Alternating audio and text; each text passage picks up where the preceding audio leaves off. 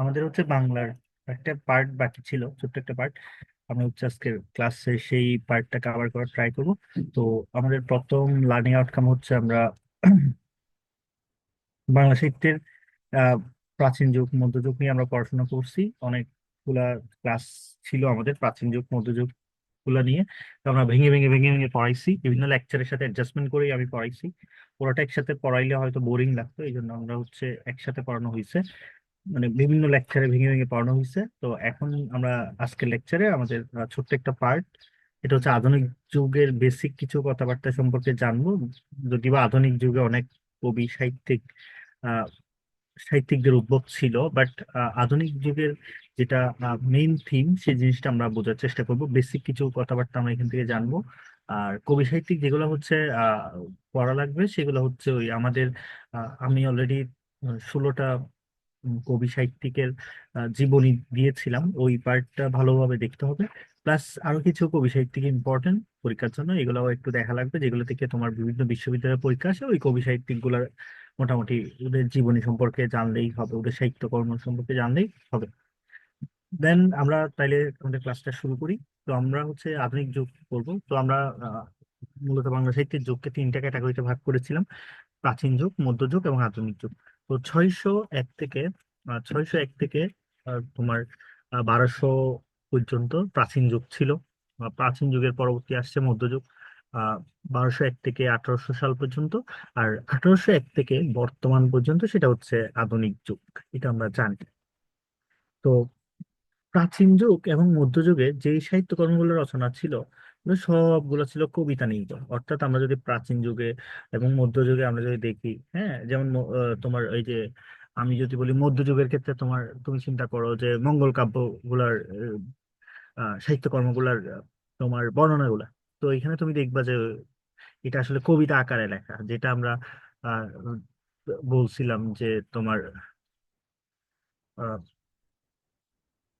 তারপর হচ্ছে আমরা প্রাচীন যুগেও দেখছিলাম যে চর্যাপদের যে কবিতা, চর্যাপদের যে পদগুলো, এগুলোও এক একটা কবিতা।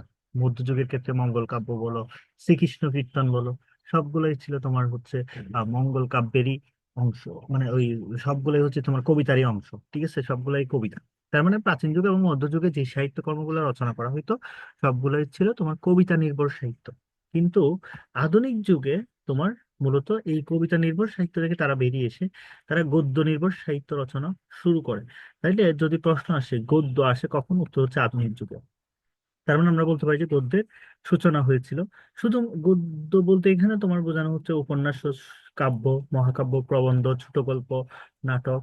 হ্যাঁ, তার মানে এই যে যত আইটেম আছে অধিকাংশই তোমার আধুনিক যুগে এসেছিল, ঠিক আছে। এবং আমরা বলতে পারি যে বাংলা সাহিত্য কি হয়েছে, সমৃদ্ধ হয়েছে এই যুগে। এবং তোমরা যদি একটু চিন্তা করো যে মধ্যযুগের কথা চিন্তা করো, জাস্ট একটু মধ্যযুগের কথা চিন্তা করলে এখানে দেখবা যে মধ্যযুগে যে সাহিত্য কর্মগুলো রচনা করা হয়েছিল এগুলোতে অধিকাংশই তোমার দেব দেবীদের আহ প্রশংসা করেই মূলত সাহিত্য কর্মগুলো রচনা করা হয়েছে। তো এইখানে তোমার আধুনিক যুগে যেটা মেইন কাহিনী ছিল, তোমার এই যে দেব দেবীদের সাহিত্যকর্মের ঠাঁই না দিয়ে এখানে মানুষকে ঠাঁই দেওয়া হয়েছে। এটা হচ্ছে আধুনিক যুগের একটা অন্যতম বৈশিষ্ট্য, যে মধ্যযুগে তোমার সবগুলো দেখা যাচ্ছে দেবদেবী নির্ভর। এই যে চণ্ডীমঙ্গল কাব্য, মনসা মঙ্গল কাব্য, এই বিষয়গুলো আমরা দেখছিলাম যে এখানে হচ্ছে, এখানে তোমার আসলে দেব দেবীদের প্রশংসা করে তাদের প্রশংসামূলক গুণকীর্তন করেই মূলত সাহিত্যকর্মগুলো রচনা করা হতো। কিন্তু আধুনিক যুগে যত সাহিত্যকর্ম রচনা করা হয়েছে সবগুলো হচ্ছে মানুষকে ভিত্তি করে রচনা করা হয়েছে। এবং আহ, মধ্যযুগে তোমার যে সাহিত্যকর্মগুলো রচনা করা হয়েছিল কিছুটা কল্পনা নির্ভর ছিল, যেটা আধুনিক যুগে তোমার সাহিত্যকর্মগুলো অনেকটা বিজ্ঞানসম্মত বলা যায়, বা হচ্ছে আধুনিকতার সাথে সামঞ্জস্যপূর্ণ। যেখানে ছিল তোমার দেশপ্রেম, মানবপ্রেম এবং ব্যক্তি স্বাতন্ত্র্য, যুক্তিবাদ, এখানে যুক্তি ছিল। এগুলো সবগুলো আধুনিক যুগের সাহিত্যকর্মের অন্যতম বৈশিষ্ট্য। আচ্ছা, তো এই গেল আমাদের আধুনিক যুগ নিয়ে আলোচনা। তো আধুনিক যুগের যেটা প্রথম ইম্পর্টেন্ট কাহিনী সেটা হচ্ছে মূলত গদ্যের উদ্ভব হয়। আধুনিক যুগে কিসের উদ্ভব হয়? গদ্যের উদ্ভব হয়। তো এখানে বলা হচ্ছে গদ্যের একটা প্রথম নিদর্শন পাওয়া যায়, সেটা হচ্ছে 1555 সালে কোচবিহার নামে একটা এলাকায়। তো এটা আসলে ইম্পর্টেন্ট না, যেমন যেটা ইম্পর্টেন্ট সেটা হচ্ছে 1743 সালে পর্তুগাল নামে একটা দেশ আছে ইউরোপের, ওইটার রাজধানী হচ্ছে লিসবন। লিসবন হচ্ছে তাদের রাজধানী। এই লিসবন থেকে মূলত তিনটা গদ্য পাওয়া যায়। তিনটা গদ্যের মধ্যে একটা ছিল রোমান তিনীয় ব্রাহ্মণ, এগুলো এত ইম্পর্টেন্ট না। রোমান ক্যাথলিক সংবাদ এবং মনুয়েল দে এসুমসাও। এই মনুয়েল দে এসুমসাও আমাদের বাংলা সাহিত্যের জন্য ইম্পর্টেন্ট। উনি লিখছিল কৃপাশাস্ত্রের অক্তবের। ওনারা হচ্ছে বাংলা গদ্য রীতিতে মানে প্রথম এই গ্রন্থগুলো তারা লিখছে। ঠিক আছে, মনুয়েল দে এসুমসাওটা একটু দেখে নিবা। কৃপাশাস্ত্রের অর্থবেদ, তার বইয়ের নাম হচ্ছে কৃপাশাস্ত্রের অর্থবেদ, কৃপা শাস্ত্রীর অর্থবেদ। আচ্ছা, তো ডক্টর সুকুমার সেন যিনি ছিল উনি, আচ্ছা এগুলো এত বেশি ইম্পর্টেন্ট না। তাহলে এখন আমরা কিছু প্রশ্ন সলভ করি। বাংলা সাহিত্যে কখন গদ্যের সূচনা হয়? এটা 28তম বিসিসে আসছে। নবম শতকে, ত্রয়োদশ শতকে, ষোড়শ শতকে, 19 শতকে। তো আমরা অলরেডি জানি যে এটা 19 শতকে আমাদের মূলত। এই যে আমরা যেমনটা বলি, এটা হচ্ছে উত্তর হচ্ছে 19 শতকে। আমরা যেমনটা বলি এখন কিন্তু তোমার 2025, 2025কে আমরা এখন কোন শতাব্দী বলি? একবিংশ শতাব্দী বলি।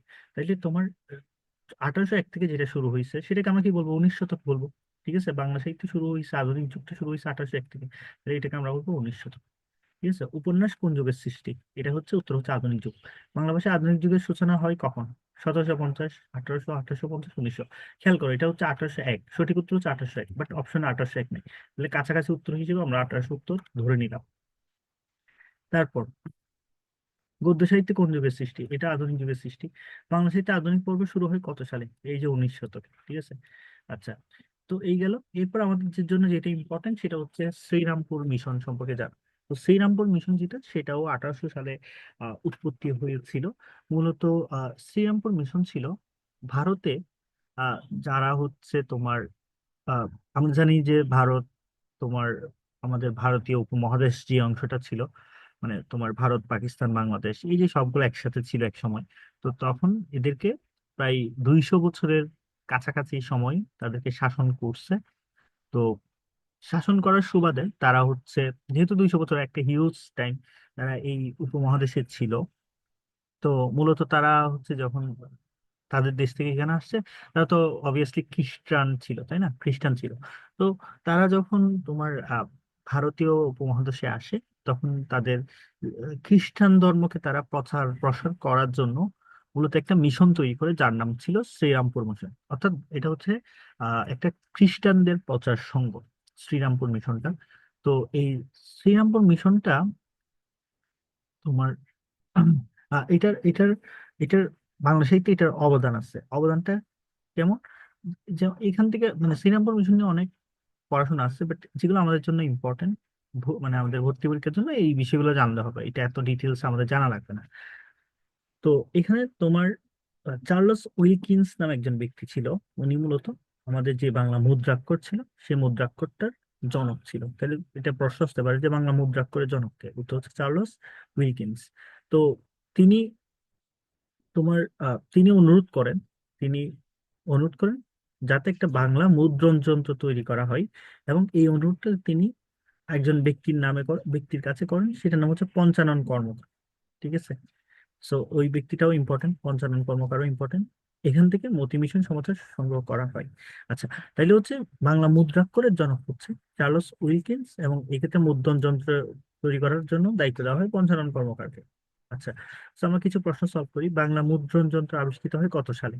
এই যে 1928, 1952, 1970, এটা হচ্ছে 1800 সালে। বাংলা মুদ্রাক্ষরের জনক কে? গৌড়দাস, চার্লস উইলকিন্স, পঞ্চানন কর্মকার, গঙ্গাকেশর ভট্টাচার্য, এটা হচ্ছে চার্লস উইলকিন্স।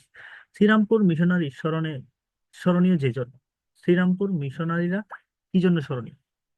খেয়াল করো, প্রথম বাংলায় খ্রিস্ট ধর্ম প্রচার, প্রথম বাংলা মুদ্রণ যন্ত্র আবিষ্কার, প্রথম বাংলা সংস্কার কাজ, প্রথম বাংলা স্কুল। এর উত্তর হচ্ছে প্রথম বাংলা মুদ্রণ যন্ত্র আবিষ্কার। এখন তুমি তো বলতে পারো যে ভাইয়া তারা তো খ্রিস্ট ধর্ম প্রচার করছে।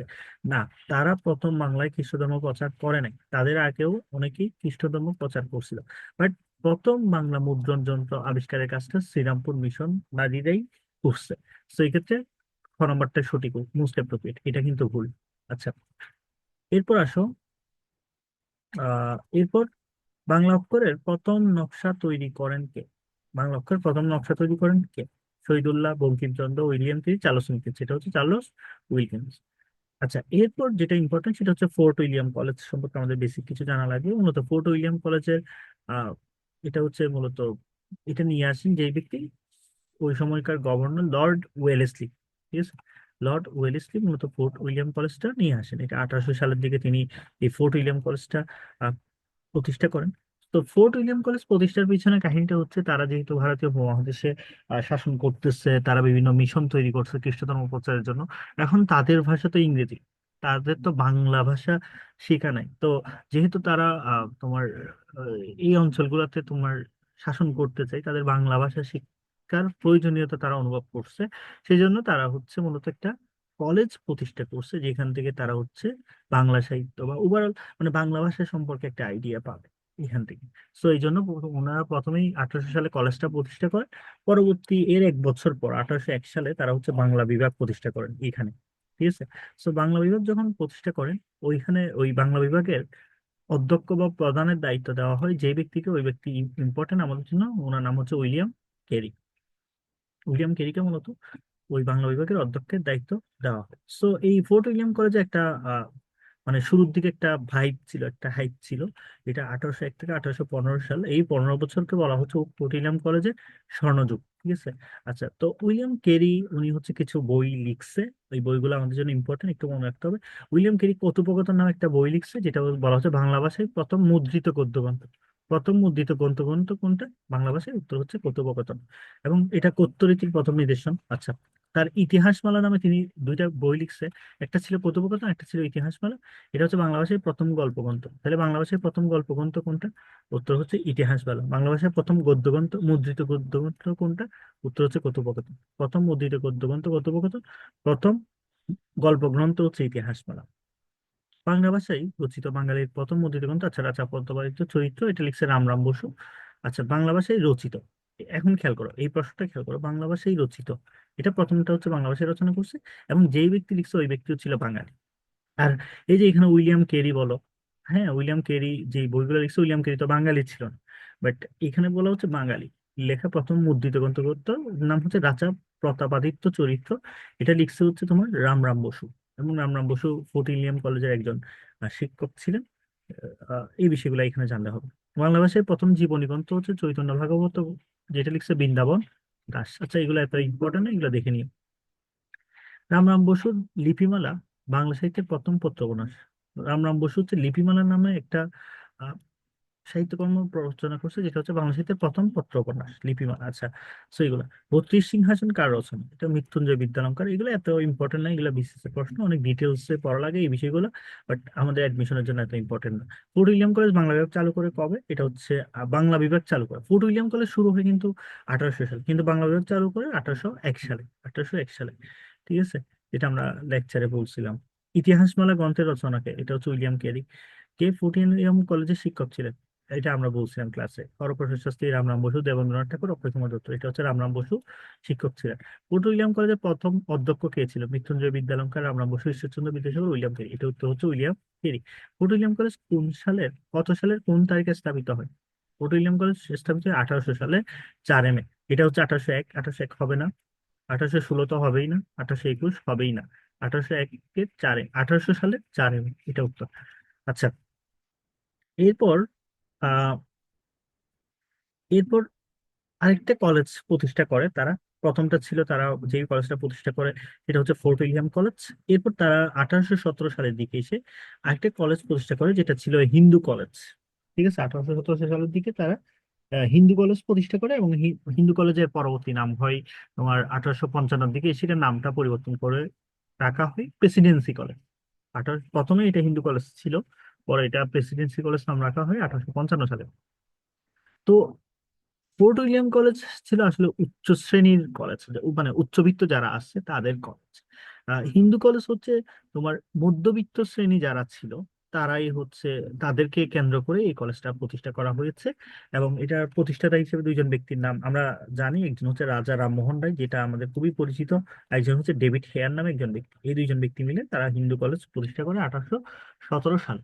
আচ্ছা, তো এই হিন্দু কলেজ প্রতিষ্ঠার পর আহ, তোমার ওই সময়কার ভারতীয় উপমহাদেশে যারা আহ, হিন্দুরা শিক্ষা দীক্ষায় অনেক এগিয়ে ছিল মুসলমানদের তুলনায়, তারা হচ্ছে তোমার পড়াশোনা করতো এবং বিভিন্ন বড় বড় চাকরি বাকরিতে তারাই চাকরি বাকরি পাইতো। তো হিন্দু কলেজে যখন তারা পড়াশোনা করতেছে ওইখানে সংস্কৃত ভাষা বা হচ্ছে তাদের মানে সংস্কৃত ভাষায় পড়াশোনা করানো হইতো। তারপর হচ্ছে তাদের এই যে হিন্দু ধর্মের বিষয়াবলীগুলা আহ, পড়াশোনা করানো হইতো। তারপর হচ্ছে ওই সময়কার মানে সামাজিক যেই সিস্টেমটা ছিল ওইটাকে মানে ওইটার বিরোধিতা না করে তারা কিন্তু পড়াশোনা করাইতো হিন্দু কলেজে আর কি। সামাজিক সিস্টেম মানে হিন্দু ধর্মে তোমার ওই সময় অনেকগুলা তোমার কুসংস্কার ছিল। হ্যাঁ, সতীদাহ প্রথা ছিল, বিধবা বিবাহ, তারপর হচ্ছে তারপর অনেক রকম কুসংস্কার ছিল। তারপর হচ্ছে তাদের মধ্যে ওই যে জাতি বিভেদটা অনেক বেশি ছিল। তো এই বিষয়গুলোর কারণে হিন্দু কলেজে যখন পড়াশোনা করানো হতো তাদেরকে মানে এগুলোর সাথে অ্যাডজাস্টমেন্ট করেই পড়ানো হতো, এমন না মানে এই কুসংস্কার গুলোর বিরোধিতা কখনো তারা করে নাই। তো ওইখান থেকে বাট ওইখানে তোমার যে সংস্কৃত ভাষায় পড়ানো হইতো, তো পরবর্তীতে ওইখান থেকে একটা প্রজন্ম বের হয়, একটা একটা গোষ্ঠী বের হয়, যে গোষ্ঠীর নাম ছিল young Bengal. So young Bengal যারা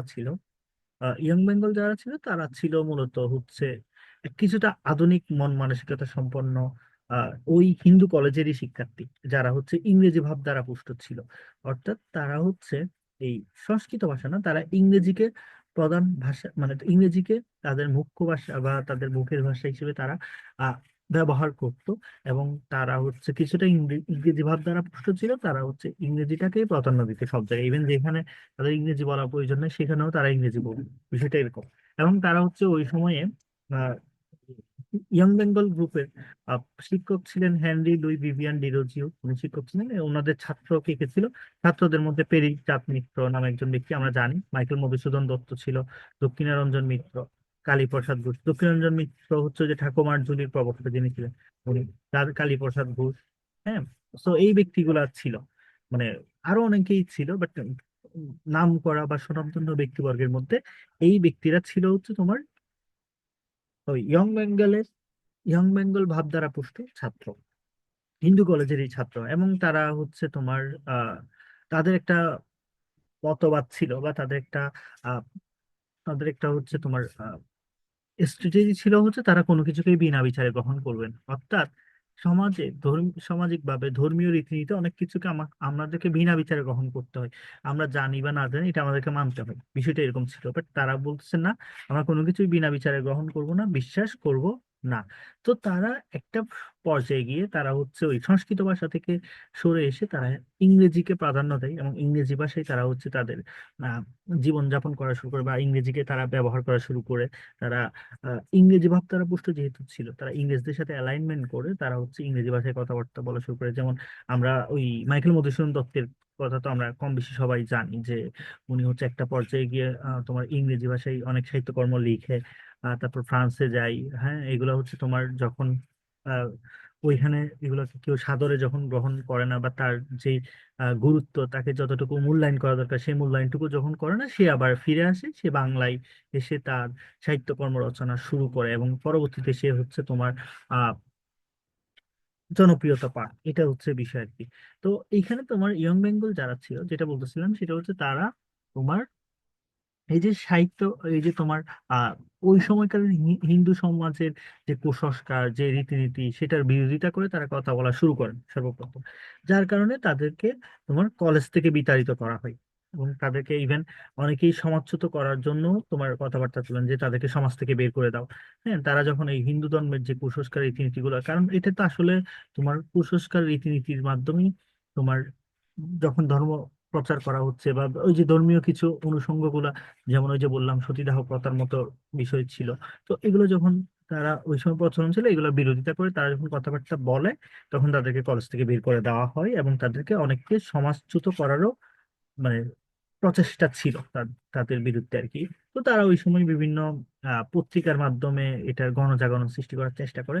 যেমন এই ক্ষেত্রে একটা পত্রিকার নাম এখানে দেওয়া আছে এনকোয়ার, এটার সম্পাদক ছিল কৃষ্ণমোহন জ্ঞানান্বেষণ নামে আরেকটা পত্রিকা ছিল, যেটা ছিল দক্ষিণারঞ্জন মজুমদারের পত্রিকা। তো এই পত্রিকাগুলোর মাধ্যমে তারা এই বিষয়গুলো নিয়ে আসলে লেখালেখি করা শুরু করে।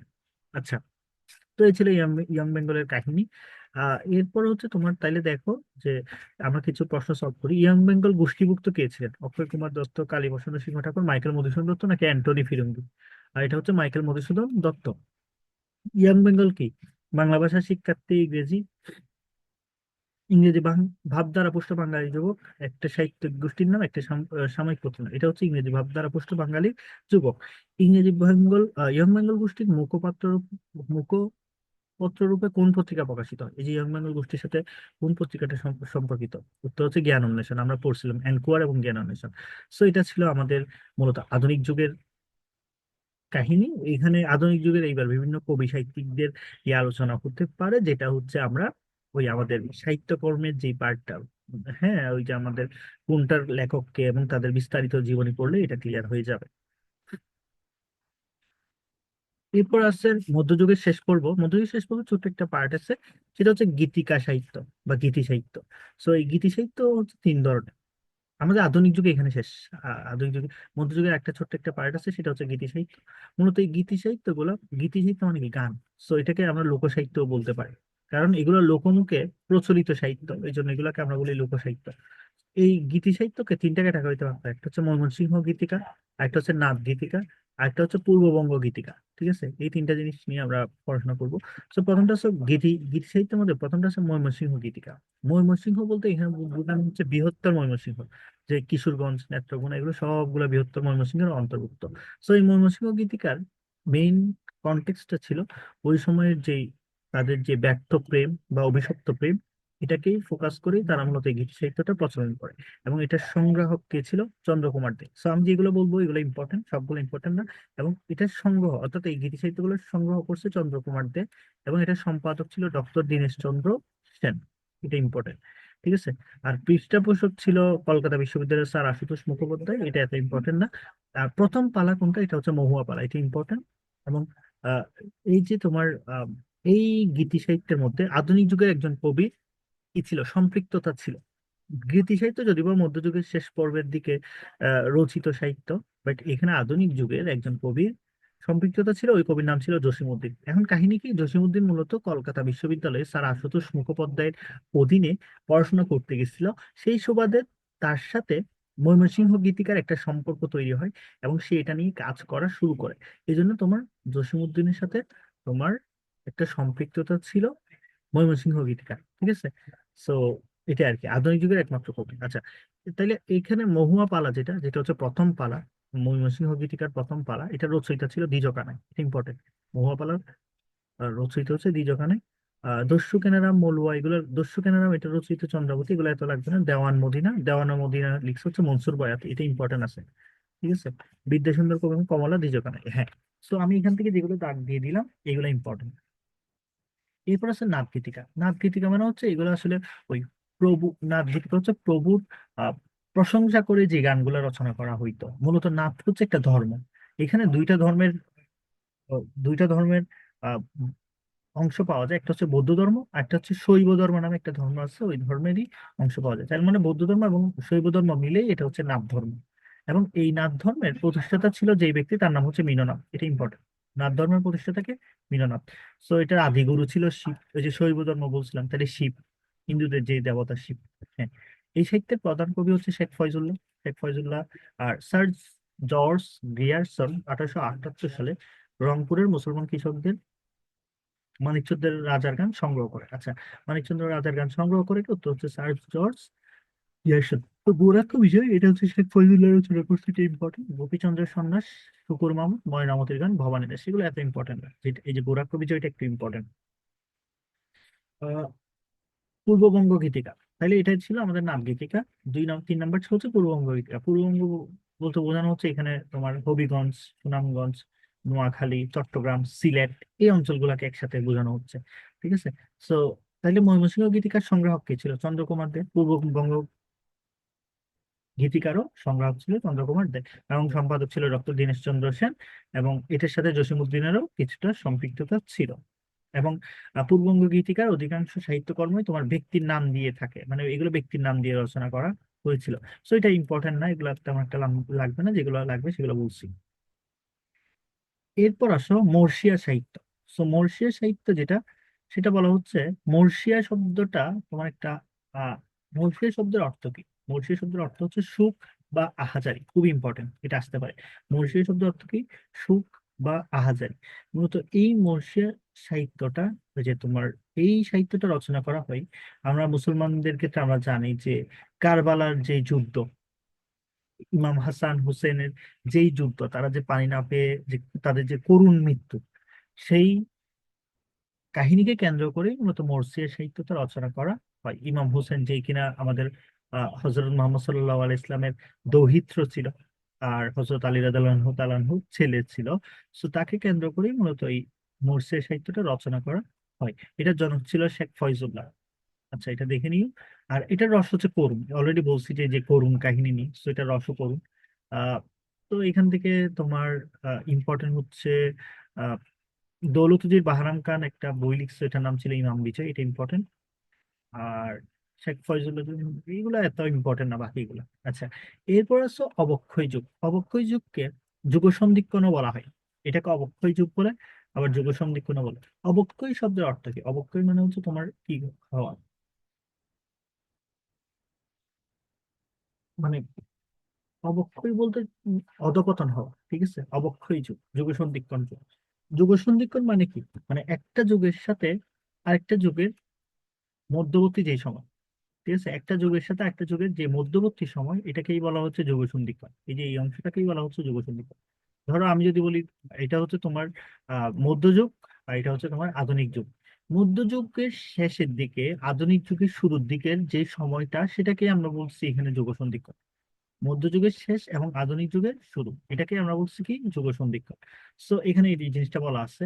তার মানে মধ্যযুগের শেষের দিকে এবং আধুনিক যুগের শুরুর দিকে যেটা হয়েছিল, সেটা হচ্ছে আমরা দেখছি যে এই সময়টাতে যদি চিন্তা করো, যে ইতিহাসের কথা চিন্তা করো, ইতিহাসে এই সময়টাতে তোমার ইংরেজ শাসন শুরু হয় ভারতীয় উপমহাদেশে। তো ইংরেজরা যখন ভারতীয় উপমহাদেশে শাসন করতে আসে, তখন কিন্তু তোমার উল্লেখযোগ্য সংখ্যক তেমন একটা সাহিত্যকর্ম রচনা করা হয়নি। যার ফলশ্রুতিতে তোমার ওই সময়টাকে অবক্ষয় যুগ বলা হচ্ছে। বাংলা সাহিত্যে অবক্ষয় যুগ বলা হচ্ছে কেন? কারণ ওই সময়ে আসলে সাহিত্যের একটা অধপতন সৃষ্টি হয়েছে, এই জন্য এটাকে আমরা বলতেছি অবক্ষয় যুগ অথবা যুগ সন্ধিক্ষণের যুগ। তো এই যুগ সন্ধিক্ষণের এখানে একটা ইম্পর্টেন্ট প্রশ্ন, যেটা ভর্তি পরীক্ষায় আসে বা বিভিন্ন তোমার কম্পিটিটিভ এক্সাম গুলোতে প্রশ্ন আসে, সেটা হচ্ছে যুগ সন্ধিক্ষণের কবি কে। খুবই ইম্পর্টেন্ট। যদি প্রশ্ন আসে যুগ সন্ধিক্ষণের কবি, ওই সময় ঈশ্বরচন্দ্র গুপ্ত নামে একজন ব্যক্তি ছিল, উনি হচ্ছে তোমার লেখালেখি করতো। তো ওনাকেই বলা হচ্ছে যুগ সন্ধিক্ষণের কবি, ঠিক আছে। সো সৈয়দ আলী হাসান নামে একজন ব্যক্তি আছে, উনি, ওনাকে প্রায় শূন্যতা যুগ বলেছে। এগুলো এত ইম্পর্টেন্ট না, সৈয়দ আলী হাসানের কথাটা এত ইম্পর্টেন্ট না। দেন ওই সময় দুইটা গোষ্ঠী ছিল। একটা ছিল কবিওয়ালা, যুগ সন্ধিক্ষণের কথা বলছি আমি, বা অবক্ষয় যুগের কথা। একটা ছিল শায়ের।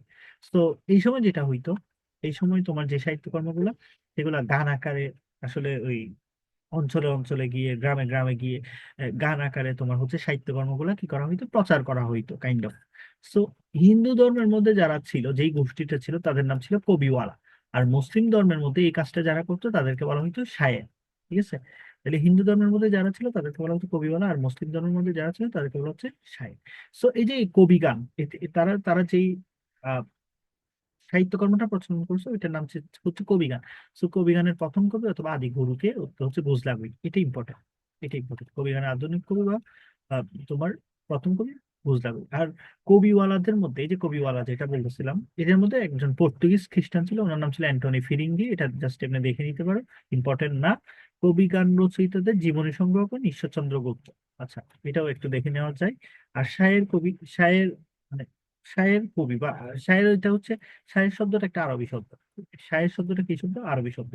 এবং এখানে ফকির গরিবুল্লাহর নাম পাওয়া যায়, সৈয়দ হামজা নামে একজন ব্যক্তির নাম পাওয়া যায়। ওনারা সবগুলোই কি ছিল? শায়ের ছিল। এরপর আছে তোমার পুঁথি সাহিত্য। পুঁথি সাহিত্য কিছুই না, যে তোমার ওই যে কলকাতার একটা স্থান ছিল, বটতলা নামে একটা স্থান ছিল। ওই বটতলার কাছেই একটা প্রেস থেকে তোমার কিছু মানে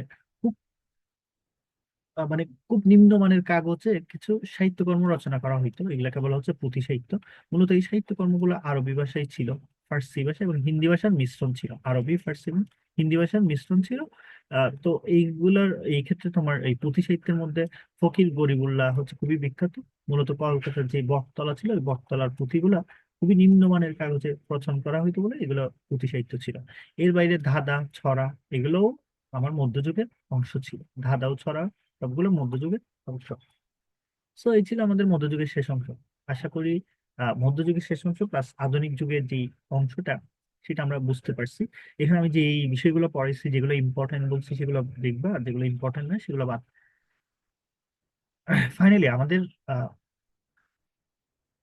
প্রকৃতি প্রত্যয় পড়বো। এই টপিকটা বাদ, এই টপিকটা পড়াবো না। অক্ষর, অক্ষর, মুক্তাক্ষর, বদ্যাক্ষর, এগুলো আমরা ওই যে শুরুর দিকে পড়াইছিলাম আমাদের ইভেন। আমার যতটুকু মনে পড়ে এটা আমাদের লেকচার 1, লেকচার 2-তে আমরা এগুলো পড়াইছিলাম।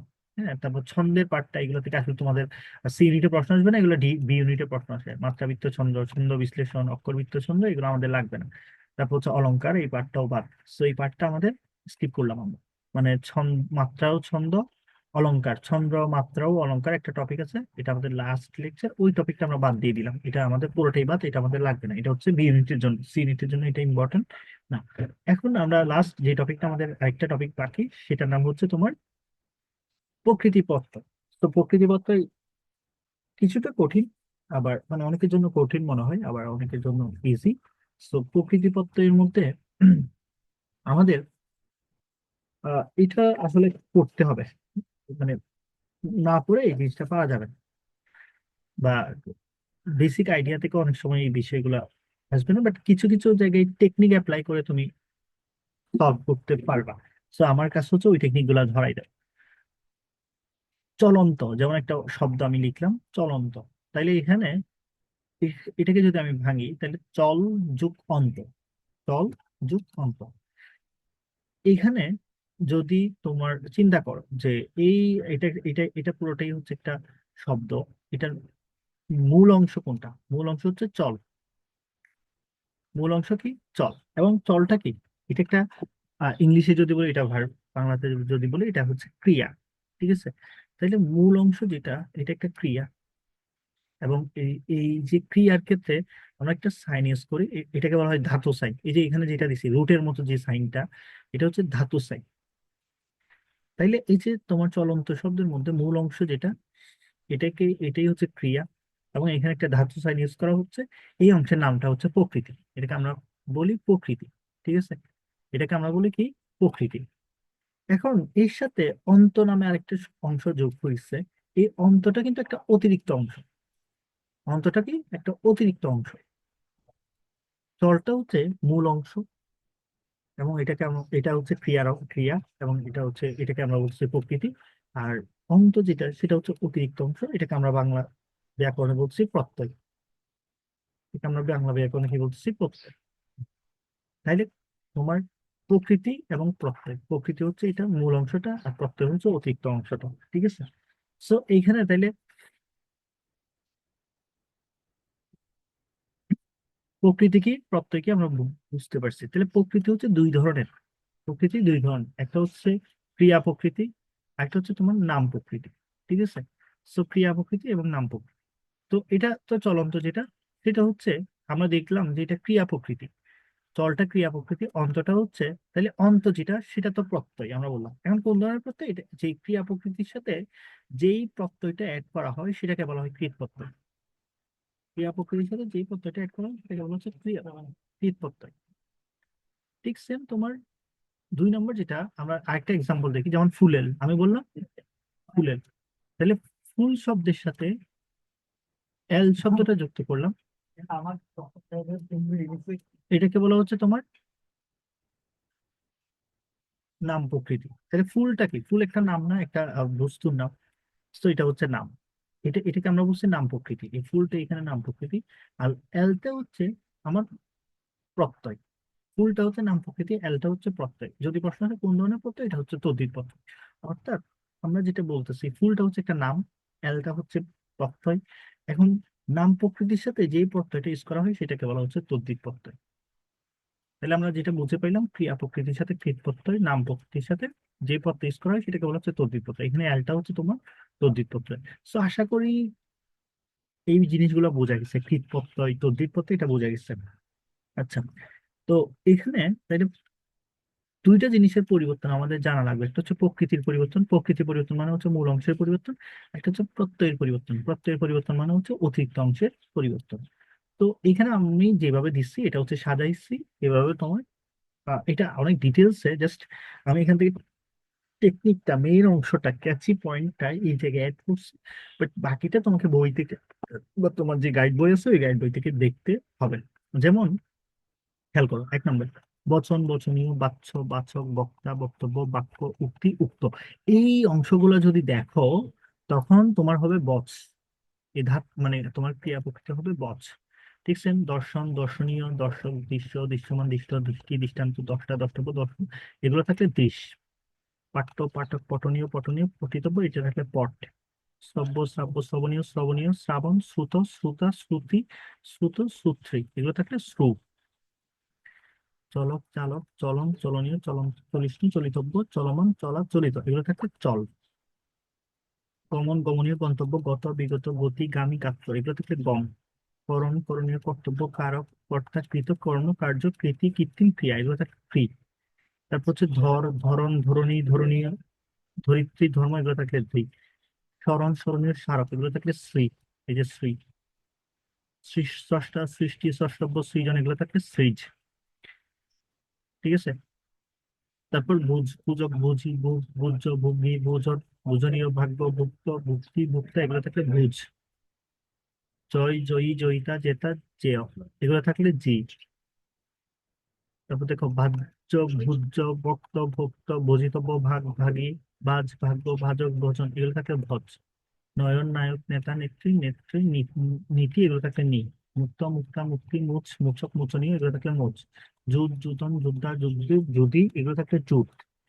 যুক্ত, যুক্তা, যুক্ত, যুক্তব্য, যোগ, যোগ, যোগ্য, যোগী, যোজক, যোজন, যোজনীয়, যুগ্ম, এগুলো থাকলে যুজ। ক্রয়, ক্রয়ক, ক্রেতব্য, ক্রেতা থাকলে ক্রি। পূজা, পূজক, পূজারী, পূজনীয়, পূজিত, এগুলো থাকলে পূজ। ধাতব্য, ধাতা, ধাত্রী, ধাত্রী, দান, দত্ত, দায়ী, দায়, এগুলো থাকলে দা। মাতা, মাত্র, মাত্রা, মান, মিতি, মায়া, মাপন, এগুলো থাকলে মা। ঠিক আছে। এভাবে বাকি যেগুলো আছে 29টা আছে, ঠিক আছে, এগুলো সবগুলো হচ্ছে তোমার কিসের, এগুলো ছিল সবগুলো তোমার প্রকৃতির পরিবর্তন। প্রথমটা হচ্ছে প্রকৃতির পরিবর্তন। এখন আমরা যেটা শিখবো সেটা হচ্ছে কৃৎপ্রত্যয়ের পরিবর্তন। তাহলে অন থাকলে অনট হয়, যেমন বচন, তাহলে বচ যোগ অনট। শ্রবণ, ওই যে খেয়াল করো, তাহলে বচন, বচন আছে না এখানে, চিন্তা এখানে আসো, এই জায়গায় আসো, প্রথমে চলে আসো। এই যে বচন আছে না, তাহলে বচনে কি হবে, প্রথম অংশ হবে বচ, আর অন থাকলে কি হবে, অনের জন্য অনট হবে, তাহলে বচন। এই যে শ্রবণ, নয়ন, দর্শন, গমন। বয় যখলা থাকলে এটা তব্য হবে। দাতব্য, মন্তব্য, কর্তব্য, গন্তব্য, দ্রষ্টব্য, এগুলো সবগুলোতে বয় যখল আছে। তাইলে কৃত প্রত্যয় মানে শেষের অংশ তোমার কি হবে, তব্য হবে। ত, কয়ত, মধ্যে সয়ত, দয় দয়, এগুলো থাকলে কয়ত হবে। ঠিক আছে। এই জিনিসটা আর কি, যে গত, সৃষ্ট, মুক্ত, এগুলো সবগুলো তি, কয়টি, মধ্যে সয়টি, দয় দিয়ে রস্বীকার, এগুলো থাকলে তাহলে এটা যদি তোমার কয়ত হয় তাহলে এটা কয়ত রস্বীকার হবে। মান থাকলে সানজ হয়, চলমান, বর্তমান, দীপ্তমান, এগুলো সবগুলোতে সানজ হবে। নিয় থাকলে অনিয় হবে, করণীয়, দর্শনীয়, শ্রবণীয়, মাননীয়, স্মরণীয়, পূজনীয়, এগুলোকে যখন আমি শুনবো ওই তোমার কৃত প্রত্যয়ের অংশতে অনিয় হবে। অক থাকলে নক হবে। ঠিক আছে। ঠিক সিং, ইষ্ণ থাকলে ইষ্ণ, তা থাকলে তেজ, র্যাব বা জফলা থাকলে ঘ্যান অথবা জ হবে। ঠিক আছে। দীর্ঘিকার থাকলে ইন হবে। বর থাকলে বর হবে, বর থাকলে বর, মানে চেঞ্জ হবে না। অয় থাকলে অল, প্র থাকলে প্র, এটা চেঞ্জ হবে না।